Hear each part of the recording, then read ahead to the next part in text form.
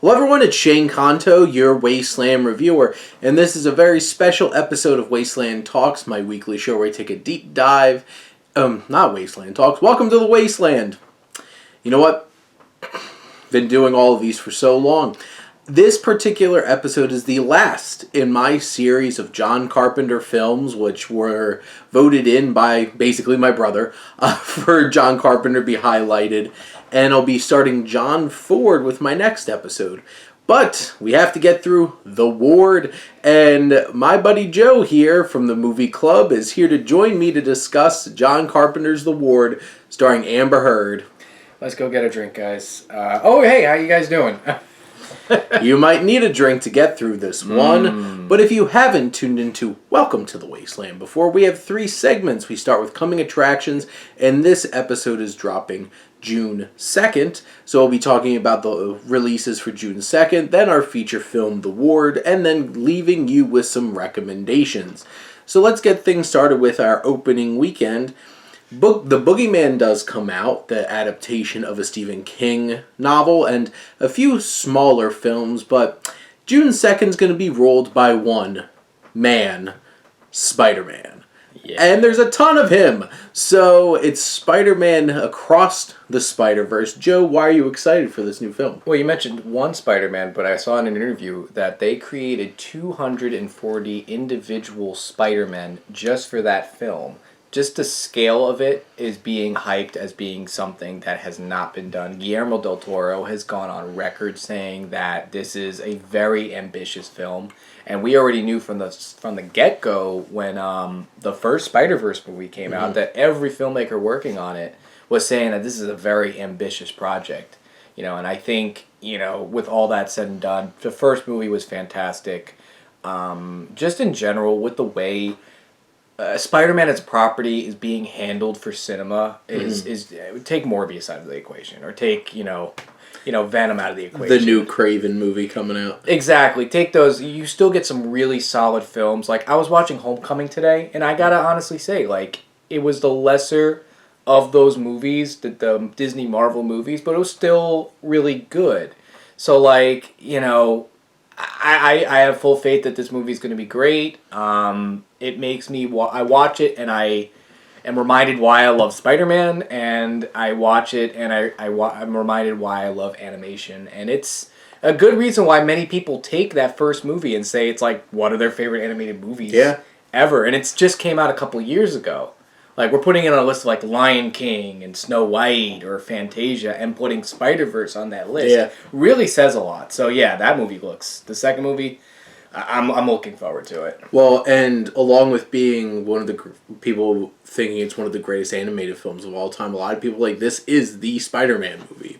And that's a big deal. There's a lot of great Spider-Man films that we've gotten, and looking at this across the Spider-Verse, I try to avoid trailers as much as I can. And I've seen, like, the main trailer to this, and it looks insane. Yeah. And especially with how clunky... Marvel Studios has been dealing with, like, the multiverse saga so far. I have a sinking feeling this is going to kind of, like, raise the bar so high on people's expectations. Oh, yeah. And that might not be a good thing for, like, Kang Dynasty and Secret Wars and stuff like that. But yeah, this looks crazy, exciting. Just the possibilities are so worth giving this a watch. And at 2 hours and 20 minutes, apparently, this is one of the longest animated films of all time. Yeah. And because you just don't see animation that long, because how hard it is to put it all together. Exactly. Like, I remember, like, one of the best... If you ever get into animation, highly recommend you check out a book called The Illusion of Life, where it talks about, you know, how many frames... I mean, back in the day when they were making animated movies based on frames, there's a reason why they had to limit to, like, 160,000 frames in an animated movie. We're talking about, and that was back when animated movies were about the traditional hour and 15. Yep. If we're going off of that length, we're looking at like a lot of man hours. Take computer animation out of the equation. We're looking at a lot of man hours going into this. Absolutely. It is quite the ambitious feat, and let's see how it turns out, because this is just the beginning of this multiverse saga for Spider-Man, because I'm pretty sure they're expecting to have at least one other one after this, so...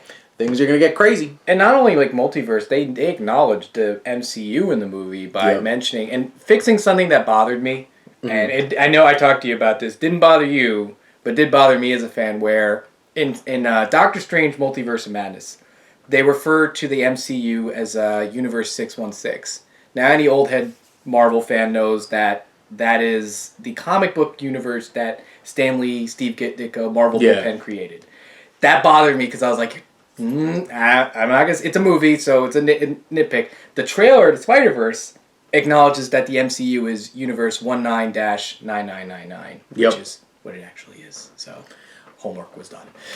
Well, there you go. Nerd approval. Nerd approved. So basically, go see Across the Spider-Verse, because that's basically your main option. Unless you're a horror fan and you want to watch The Boogeyman, because that trailer scared the shit out of me. So there you go. With the box, right? The glowing box that was like going on and off. And nope. Well, yes, but nope. Nope, like... yes, to confirm that's it, and nope for how I feel about it. But our closet opened up over there. It might come out, though.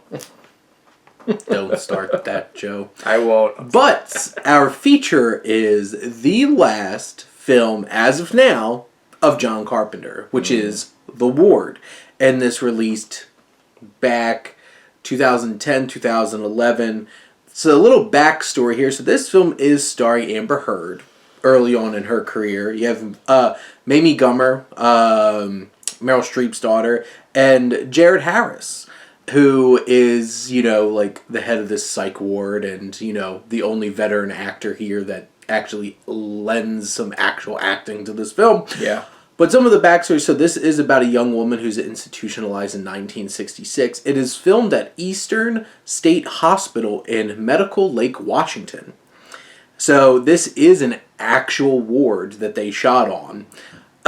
This is the first film in 10 years for John Carpenter because Ghost of Mars ruined it so much. Wow. But he did 2 episodes of Masters of Horror. And that kind of brought the spark back. Okay. And you feel like something's missing, though. We're going to talk more about it, too. The biggest problem this movie has is passion. To me, I'm thinking about that scene from Ed Wood, where he shoots a movie, and then they ask him if he wants to do another cut or another take, and he says, no, we're going to put a print, and we're just going to keep going. Keep going. It's just, the movie felt like it was made on autopilot, and that was what was the most disappointing. Last 2 pieces of backstory that I have. One, the main reason Carpenter was interested in this story, because he did not write this, was the idea of doing this whole entire horror film in a single location.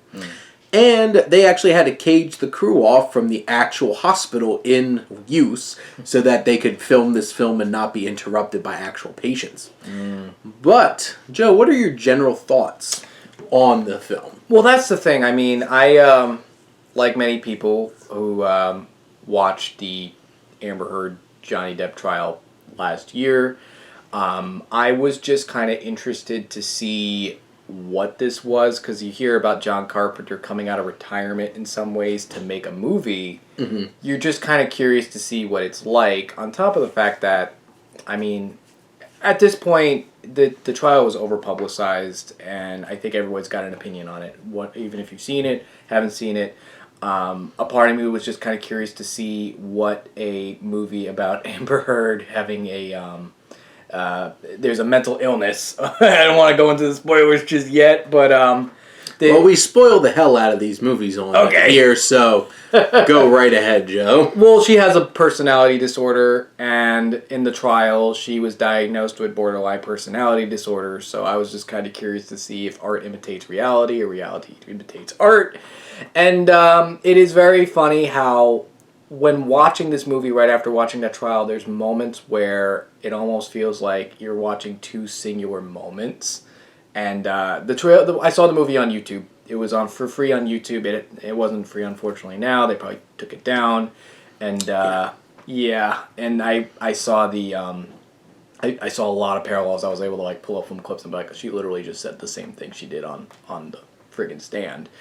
But overall, like I said earlier, just felt passionless. Come on, they're supposed to be schlock, right? And that didn't even feel fun. Well, here's the thing. John Carpenter always has like some sense of campiness to many of his films. Even some of the darker ones, at least there's some kind of element of fun. And this is not it. It has nothing.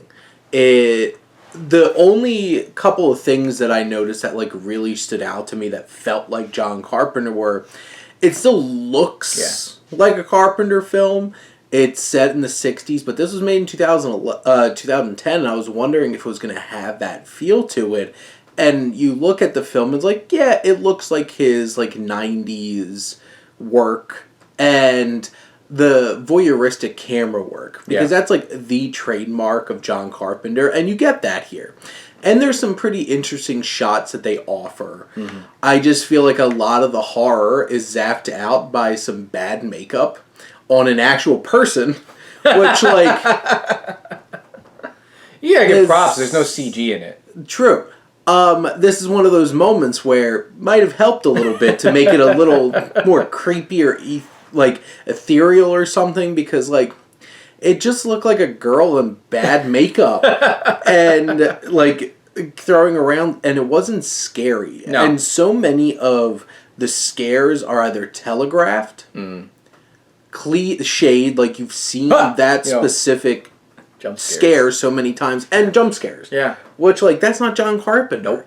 The John Carpenter, the master of horror that I know, was able to make a scene where Jamie Lee Curtis is leaning up against a wall, and you have a doorway next to her, and you just see a little silhouette of a face come up. Or she's sitting on the ground on the floor in the hallway, like, oh my god, she finally killed Michael Myers, and then all of a sudden he dead man sits up in the foreground without obnoxious like Dear! I know, man. And the music too, Carpenter did not score this, he did not write this. This score feels like a lot of creepy vocalizations, but a lot of the time it feels like such an obnoxious, just bland horror score that just screams at you whenever there's a jump scare. Yeah. Because the jump isn't good enough. You have to have the auditory jump too, which, yet again, in Halloween, when somebody puts their hand on Dr. Loomis's shoulder, it's a jump scare, but there's no music. You just feel the shock. There's atmosphere to it. Correct. Like, there's a moment where I think this movie really makes me appreciate when it came out, because like a couple years later we would get Hereditary, right? Yeah. And that movie was so much full of atmosphere, some jump scares, but we were transitioning into these movies where it's all about the setting, and that and that movie made me appreciate what horror can be. That there were moments where, and I think we were watching this together, right? Where they're in a shower and like someone's there in the background, and it has the potential. It was a good setup shot, and then they ruined it with a jump scare like that. Jump scare. Like, like, bleh! And it's just like, come on, dude. Come on. Seriously? And that whole shower scene was just like, what the shit is this? Because it's literally 30 seconds of camera fade and dissolves across of just looking at the same, like, 5 naked young women at their backs over and over and over again. I'm like, what's the point of this? There is a point with, see, the thing about the Amber Heard that I've followed a bunch of her films, because listen, I don't want to say someone's a bad actress, right, without giving them their day in court. Well, she didn't give a good performance in this film. That's the thing too, is like with the movies I've seen Amber Heard in, and this was the problem that most people have with Amber Heard, is that she's not really progressive, every movie she's in, she's showing skin. She's trying to show sex appeal, and like you see that here too, in a sense, where even though they're supposed to be in a drab hospital, she's like perking everything up, or she's trying to look sexy and hot, or like a femme fatale, and I'm just like, well, and you don't know if she got that direction or not specifically from Carpenter, but like she doesn't give a very believable performance in this film. There's definitely moments, and like, especially, like, there's some really bad I'm gonna fall asleep acting. Yeah. In this movie, it's like, and just like, what's this, Prince Valium from Spaceballs? Like, that's bad. Most of the young women in this film are either given horrible direction to act stupid and just obnoxious. And, like, the low budget of this all and how cheap this film feels is when they're in the ward, they put on a record, and it sounds like a famous song, but it's not. We said that too. I was like, they couldn't even get the rights to that song. And then they're all dancing, like, horribly. And, like, this is supposed to be, like, this feel-good moment in the middle of this film that did not earn it. And listen, I've worked at a mental institution. I'm a professional counselor. I'm not saying this to like credentials or anything, or just I've been around situations where people are in mental institutions. When they're in institutions, they're at a moment of crisis. They're at a moment where there's a lot of healing. And I don't know what it was like in the 60s, but it was pretty like ground zero at that point. Like everything about the way they were portraying the mental illness side of it was Hollywood BS, and to forward a story. Like there's a moment where like it's supposed to be a campy, shock fest, and then they're trying to show like an escape plan, like we're watching a heist movie in a ward, and like it just feels so disjointed, and it felt long. The pacing made this movie feel like it was 5 hours long. This movie is 1 hour and 28 minutes and felt like 3. It's one of the, and here's the thing, I have a BS and master's in accounting. I have a bachelor's of sciences in accounting, and I have a master's in accounting, and I could even tell that the psych stuff in this movie is complete shit. 100%. And by the end, when it's just like, we're going to pull the rug out, oh look, all of these characters are actually figments in somebody else's imagination. Or like they're different personalities that they magically fractured off when they were in a traumatic situation, like frickin' Horcruxes or something. That's what. See, this is what bothers me when watching a movie about mental illness. And I get it; it's a schlocky horror film. They've been doing this for years, making fun of, not making fun, or trying to understand what they don't understand. Trying to leverage psychological issues and mental health problems for twists in movies and for scares in horror films specifically. It's so bad because I have, and maybe this is where personal comes into play when watching, and I have to separate myself at times because I've worked with a population. The disorder is DID, dissociative identity disorder.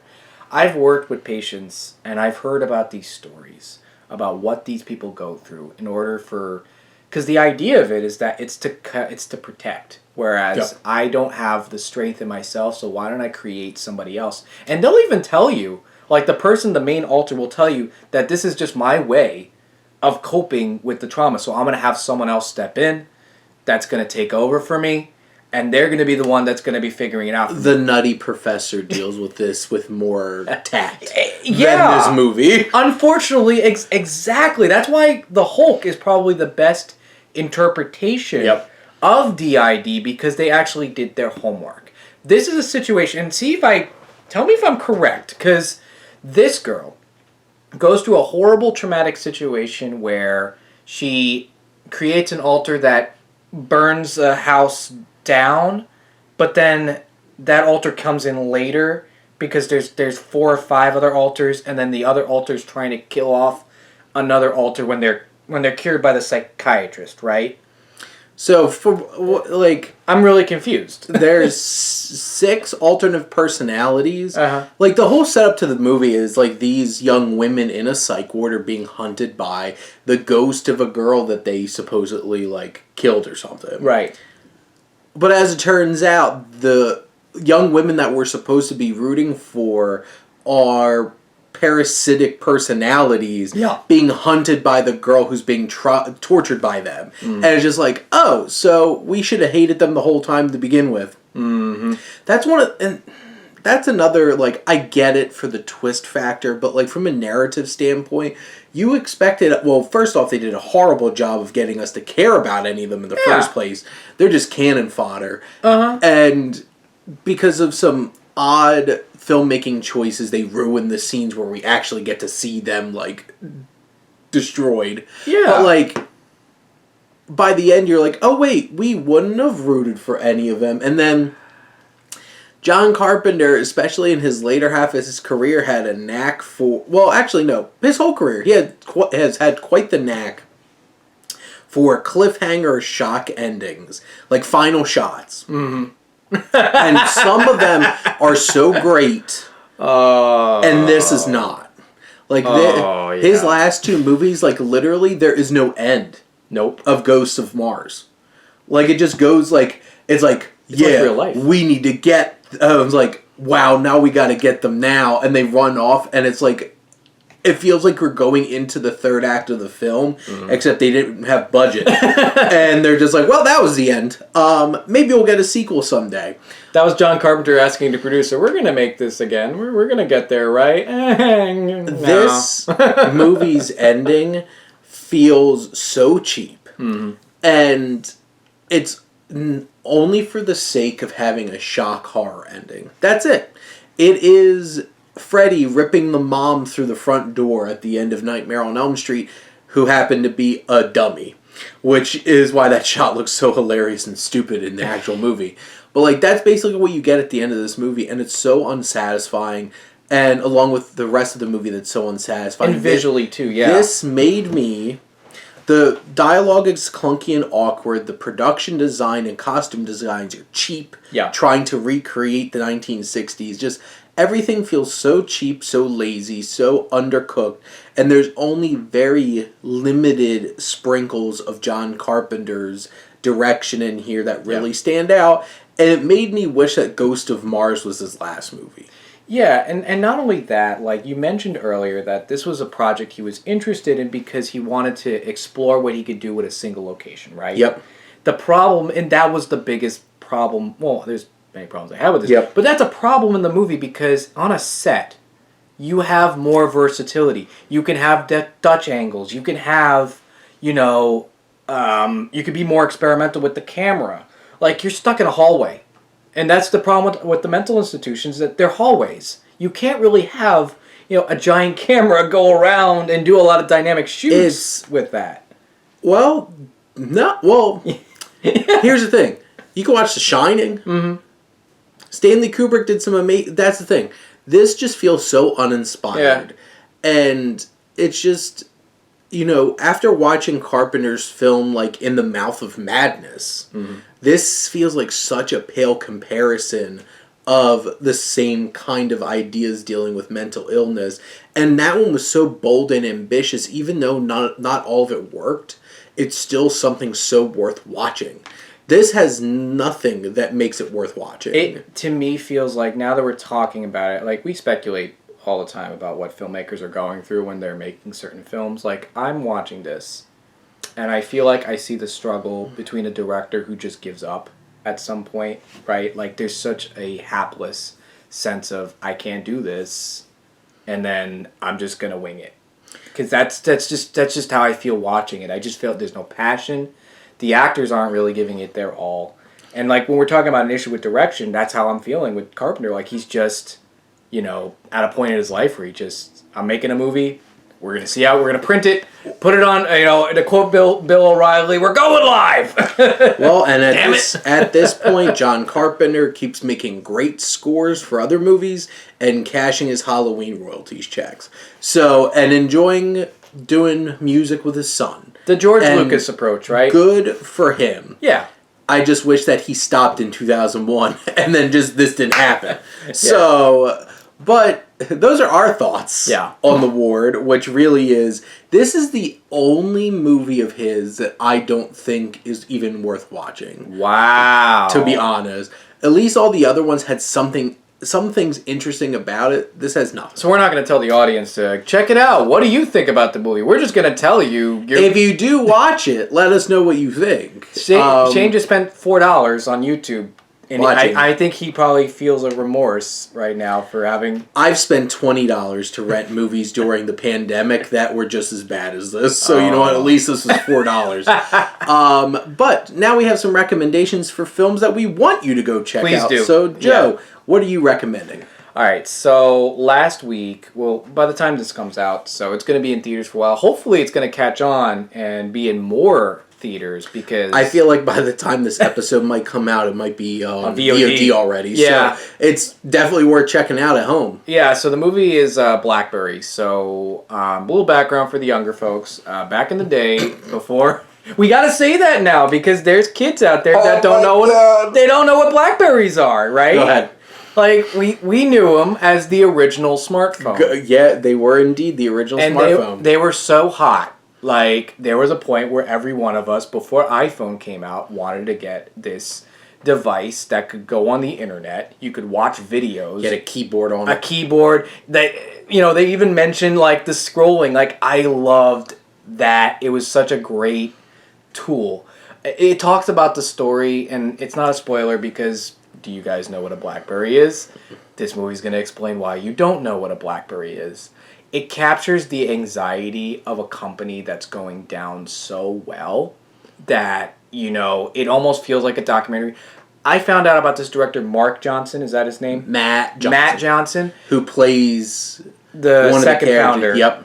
And I want to go see his movies now. I heard The Dirties is fantastic. This was so well directed. So well done. So well put together. Because that's the thing. For a film like this, you have to make it interesting and well directed and stuff. Because, like, if it wasn't for Fincher, The Social Network wouldn't have been what it was.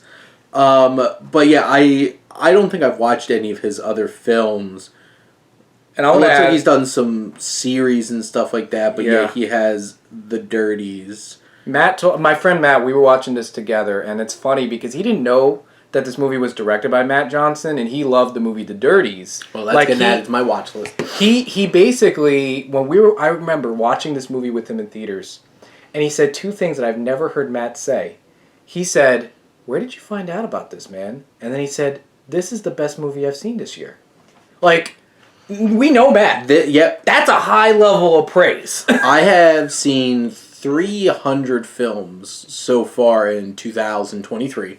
This is my number 3 movie of the year. So, like, this is legit. BlackBerry is fantastic. And we didn't even get to talk about the performance from Jay Baruchel and Glenn Howerton. Oh my god, Glenn Howerton. It's like, what are the 3 reasons why people get BlackBerries? They effing work! That was part of the dentist system. That's how they work. Yeah. He channels all that rage he has from that character. And there's so many great layers of insecurity, too. Yeah. And not only that, too, like, we think we've seen every corporate-type movie where we assume what the corporate type is going to be the bad guy, where there's so many layers to this where you actually sympathize with the corporation. That really makes you appreciate what a business is and why they do that. And Jay Baruchel shows a lot of range in this. Oh, wow. Because where his character goes is so fascinating. Then you have, like, Cary Elwes, Michael Ironside. I didn't even recognize that was Cary Elwes. Yeah, and Michael Ironside and Saul Rubinek are such great character actors that come in and add layers to this film. And ProZD from YouTube. The guy who does the Goofy impression plays one of the computer scientists. Really? Yes, he does. He does. God. If you guys ever on YouTube look up Goofy Evanescence, "Wake Me Up Inside" sang by Goofy, he's in the movie and he gives a very serious performance. I will say one more. I know we're probably talking more about BlackBerry than we're talking about because it's a better movie. It's so much better. I was gonna say that as far as the film goes, it is just it's subversion. It definitely subverts your expectations. 100%. With most biopics, and you will walk out of this saying you feel like you learned something, appreciate something, but then also feel the anxiety of something. Like, I did get anxious watching this. Yeah, there's a lot of great tension in it. 100%. And it's also has that same shot perspective of, like, Succession. Oh, yeah. Like, that kind of, like, meta-documentarian kind of shot. There's a scene in particular that captures that in a very funny way where there's an office. I'm not going to spoil anything, but a character says something and they pan to a character. Yes. Just zooms in. Zoom in. Typical office situation, and they hold on it, and the whole theater, all 5 of us that went to go see this at night were laughing hysterically. Yep. It was, one more thing, too, to add to the documentary style. I found out that they actually shot the scenes 20 feet away, where to capture that effect, because the cameras are 4K cameras because they already have high definition. But by having the camera that far away, it makes it feel like you're a fly on the wall. Yep. And it does, and it's a very... It really works. It really does work. So, I have gotten a chance to watch enough since I recorded my last episode to have my 3 standard recommendations. 1, new film, Sanctuary. And this film focuses on a dominatrix played by Margaret Qualley, who is basically fired by Christopher Abbott, who is now going to become a CEO of his father's company. Oh. And they are in a hotel room like this whole entire film, and they're playing games with each other back and forth. It is incredibly shot. The two of them give amazing performances, and there's just so much tension, and you have no idea what the motivations are. Kind of feels like Eyes Wide Shut, right? In a way. Like between Nicole Kidman and Tom Cruise. Well, like, basically, if that one scene was the whole entire movie. Okay, that's what yeah, so, like, it's very thrilling. It's really well shot. Yeah. There's some impressive camera work. And the performers are fantastic. Okay. I think Christopher Abbott's one of the most underappreciated actors out there. He was Yossarian in the George Clooney Catch-22 series. My watch list film that I got to check out was The Guard, directed by and written by John Michael McDonough. Okay. Who is the brother of Martin McDonough. Oh, okay. And I love Cavalry, which was one of John Michael McDonough's films. This focuses on an obnoxious and confrontational Irish cop played by Brendan Gleeson. Oh my god, the role, is this going to be the role of his lifetime? Oh my god. Like, so this is from 2011. Oh. So at one point he's like, what a good effing morning. And just looking so pissed off. And from there, he gets teamed up with an uptight CIA agent played by... an FBI agent? Okay. Played by Don Cheadle. Okay. And they're chasing a gang of drug smugglers played by Liam Cunningham, Sir Davos from Game of Thrones, Mark Strong... Wow. And I forget, Dan Wilmot, something like that, another Irish actor. Okay. This is hilarious. It has depth. It is sharp. And it's just so Irish. Yeah. And it was right up my alley. It had everything that I wanted out of it. I feel like McDonough would be like your favorite, filmmakers at this point. Well, Cavalry's an amazing film if you haven't seen it. And The Banshees of Inisherin was my favorite film of 2022. But I did do an episode of the Wasteland Rewind for Scribe Podcast, so if you want to check out my full thoughts on this film, along with my buddy Luke, go check that out. Shameless plugs. And then I rewatched The Lighthouse and this is the 3rd time I've watched this film. Still love it to pieces. It is the most amazing melding of Greek mythology and sea shanties, and the most obnoxious and just awe-inspiring cinematography, sound design, and the 2 performances from Willem Dafoe and Robert Pattinson are just off the charts. Why'd you spill your beans, Tommy? I have a confession to make, Shane. I actually still haven't seen the movie. You should watch it. I know I should, but It is crazy. The thing is, though, I'm like... I've seen Eggers, and sometimes I feel like I get disturbed, so, like, I'm wondering, I have to be in the right mindset to be able to see it. This is not like The Witch. Okay. The Witch is downright disturbing. From, like, this, like, there's so many farts and there's so many farting scenes, masturbation, and just 2 dudes they're 2 dudes trapped on an island running a lighthouse. Of course they're going to be farting and masturbating. Yeah, it's such a weird movie. And I feel like at least those elements can disarm you enough. Okay. To be like, but there's some really creepy imagery with like mermaids and squids and tentacles and shit. Sure, it wasn't directed by like a Japanese, like it was an anime before it became a live action movie. There's one particular scene where you just see a bunch of tentacles and you're just like, somebody's gonna be needing some hentai. Yep. Got into Sam Jackson's personal collection. I think what's so fascinating is how deeply rooted in mythology this is too, because there's so many great parallels and metaphors for like Prometheus and stuff like that. It's such a fascinating movie. Robert Eggers is like a serious historian, and he brings all that to the table. This movie's crazy. And this will be featured on an episode of Wasteland Collides, because one of my new collaborators decided he wanted to pair this with The Little Mermaid. So we're going to talk about The New Little Mermaid and The Lighthouse. Okay. Because, they're both about the ocean. Yeah, and that's about it. that's about it. And there's mermaids. Like, you literally got a movie, farts, masturbation, a 4:3 aspect ratio with black and white, compared to, Disney schlock. Basically, it's just perfect comparison. There's mermaids. There's mermaids. There you go. Except nobody masturbates to one in The Little Mermaid. I think he'd get arrested. Robert Pattinson certainly masturbates to a mermaid in The Lighthouse. I'm pretty sure if that were to happen, someone would get arrested, because I'm pretty sure the mermaid is underage in The Little Mermaid, right? That is one of the least where like that. That's the least issues at that point. There's so many other layers to that. That's the only problem I have with the remake.